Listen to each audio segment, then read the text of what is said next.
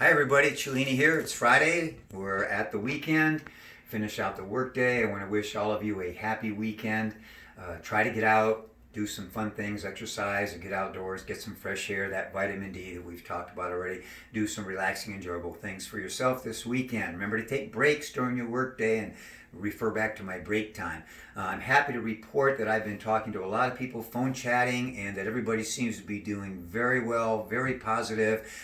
Same common thread as everybody's pretty much mentioned. Yeah, the first 2 weeks was very stressful, very tough. I experienced that with my wife being at home, myself, and my children. We worked it out after about 2 weeks, and that seems to be everybody's situation. And I'm happy to report everybody seems to be doing very, very well on a positive track right now. One common thread that I've been experiencing or hearing from people is that while they're working at home, they're getting neck pain, and common at the office too, shoulder pain, elbow, arm, and hand. So I want to talk about that and address that today. Now, one of those reasons could possibly be that people don't have their ergonomic chairs. Now, I don't have an ergonomic chair, but you can see what I've done is I've taken some memory foam cushions and I've adapted, and I'm going to talk about that. So I'm going to go a little bit sideways here to my workstation, and I've got supports here for my legs, but basically what you want to work for is that you have right angles, or approximately right angles at your knee joints and approximately right angles at the hips here. All right. Then we always talk about an exercise, and I've done this before talking to people. We want to make sure that our three main weights of our body, our pelvic girdle, our rib cage, and our head are like three bowls of water in alignment. We want to make sure that when we sit, we want to sit to the back of our chair, and in this case, I'm going to scoot up, right? Or we want to sit towards the front of our chair. This is going to cause your pelvic girdle to stay in a bowl of water position. What we don't want to do, and usually it's a soft spot in the middle, if we get in the middle, we'll tend to go down and tilt where the bowl of water now, the water is tilting out the back. That curves the spine, it pushes the shoulders forward right away, and it sticks the head and neck out. So again, you can sit in the middle and adjust this on the two bones here under the buttocks called the oxcoccyx bones, but basically if you go back, it's going to have low back support and it'll support you. And if you sit forward on the chair, it tends to prompt you into that proper position. So one of those two. Now, moving up the body to the arm position at your workstation, again, you want to have close to right angles here.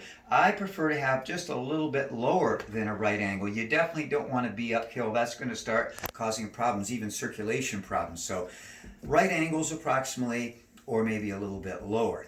Now those three bowls of water, the key position is, and I talk about this a lot in exercise, is a malar sternal position. This is your malar bone right here. All right, now this is your sternum or breastplate, and your clavicle, your collarbone. And so we're going to do like a Hawaiian reverse shaka or a pencil or a pin in there. We're going to think about a straight line here. So the malar bone right now and my clavicle are lining up. That is a malar clavicular position. If we do it with the sternum, it's the same thing. It also is called a malar sternal position. But the common thread, and again, with bad posture, pushes the shoulders out and the head forward.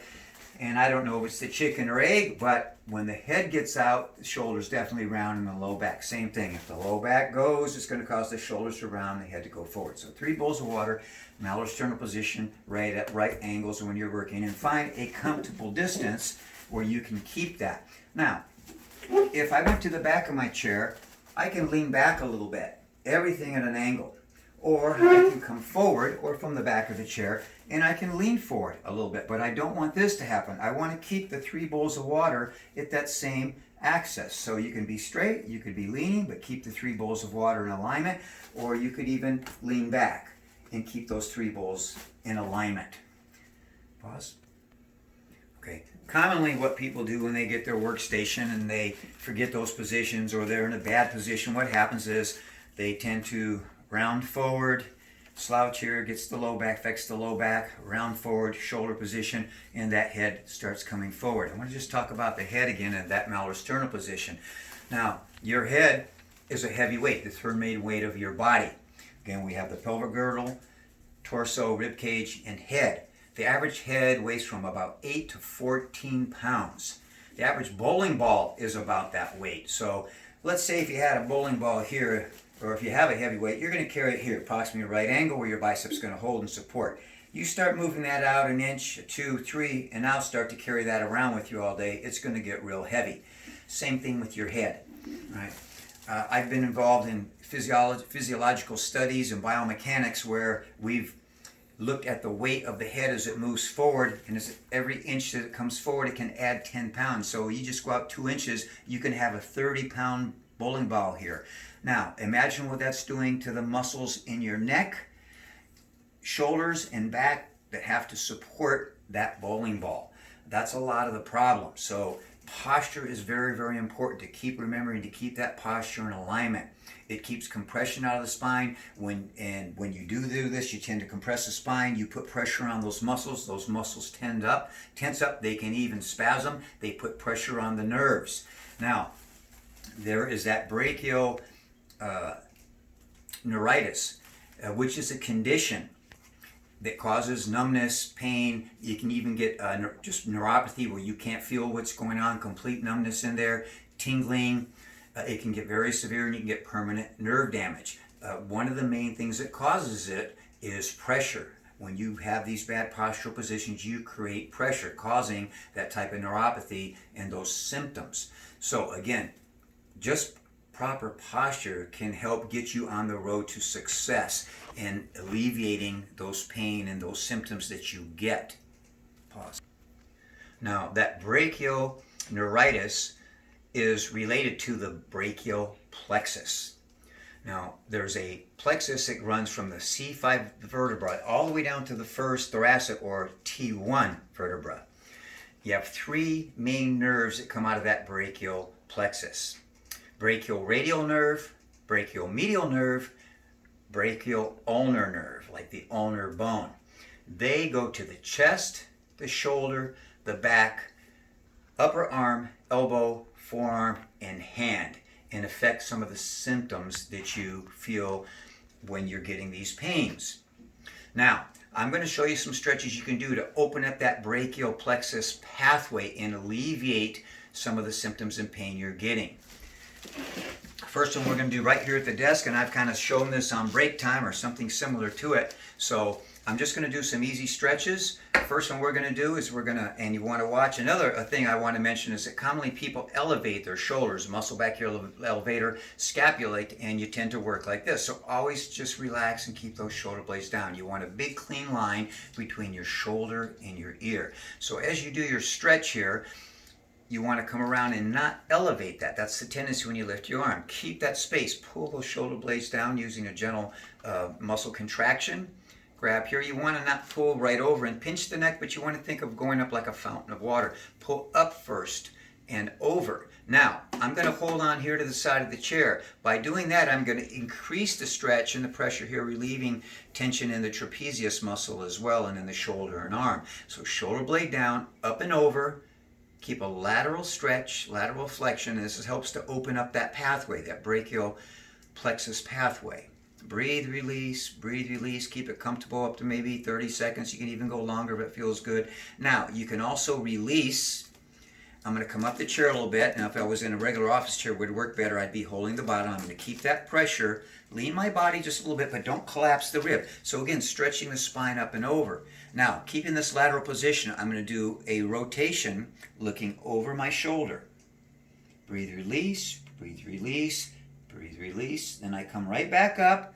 I keep the lateral flexion, very important. Now, I'm going to look up over my shoulder at the ceiling. Breathe, release, breathe, release, breathe, release. You can do this a lot slower and come down, and then you want to come back up. And of course, you would repeat the same thing on the other side. Put your hands on your knees. Stretch up and over. You tuck your chin in, stretch up and over, and let it down and relax, and back. Then the other one, you're going to go way up and over. Don't tighten up. Shake your hair loose, breathe, shake your hair loose, shake your hair loose, and come back. All right, now we're going to do a counter rotation, opposite side.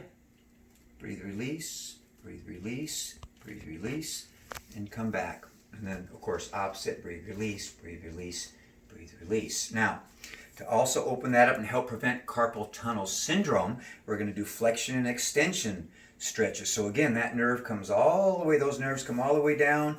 We're going to stretch, very relaxed, to and fro, breathe and relax.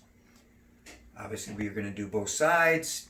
All right. We're also going to do this like a prayer position, up and down, up and down, up and down. Reverse position, elbow here, gently release, gently release, gently release. Same thing here, breathing, very gentle. I'm going a little bit quick right now, but you take your time on these. All right, and then there's these little spider walks. These are good to do. Now, we're going to come across, keeping the shoulder down. Just bring the arm across, a little bit of elbow bend. Breathe, release. Breathe, release. Don't turn the shoulder. Breathe, release. Shoulder capsule's getting stretched now. Breathe, release. Breathe, release. Obviously, same thing on the other side. Don't force your stretches. Breathe, release. Breathe, release. Breathe, release. Okay, and now I'm going to show you a stretch on the wall. All right, we're going to do a stretch against the wall now to open up that brachial plexus. Now keep the feet together, hips together. You want to get your distance, arms distance away from the wall. And again, very imperative to keep the shoulder blade down. 3 bowls of water. I want my middle finger to be pointing straight down and my heel of my hand flush. Very important to have your hand in front of your shoulder and lower than your shoulder. All right. Now, depending on your flexibility, I'm going to come up the wall, keeping that heel flush and that finger pointing down to where it's comfortable. Now, the higher you go, the more this is going to elevate back here. So you got to concentrate on keeping that down. Straight alignment. I'm going to move away a little bit just to where I can push into the wall. Now, right now, I feel like a little electricity, a little lighting up of those nerves that they're opening up. Now, I'm going to do the same stretch I told you, keeping shoulder blade down, up and over, up and over. Now, I'm making a stretch to the left, but I'm pushing and leaning into the right. Now, you're going to really light this area up. Might even feel like electricity flowing. That's good. You're opening up what was tightened up. So breathe, release, shoulder blades down. Breathe, release. Take your time. Do it very meditatively. Don't let your back arch. Keep your stomach muscles just gently tight. Try to keep that straight alignment. And you do the opposite side. Here's another stretch I like to do on a countertop or a bench if I'm at the gym. Sometimes I'll get a little tight in there, but you just turn out, just kind of like we did on the wall, and you're stretching back with your back leg. You got to watch your back position, keep your chin in, and you just kind of lean forward and over. You can use your body weight forward and back to see how much to adjust how much pressure you're getting on the stretch. And you want to come up all the way gently. Now, I'm not putting a lot of force here on the fingertips, right through the metacarpals there, stretching all the tendons and ligaments as well. Now, right there, I just felt a little elbow release when I went forward. So that was a tight area for me right now.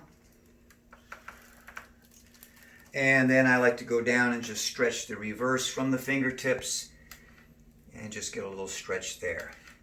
Another good thing you can do for that carpal tunnel is just little handshakes, just gently, just little handshakes. It really, really works to alleviate tension in there in real easy little circular rotation. Just a couple other things you can do to work on the shoulder blade position and opening up those shoulders is, again, keep the shoulder blades down. You take your hand, feel go here. Just take your hands gently back and forward.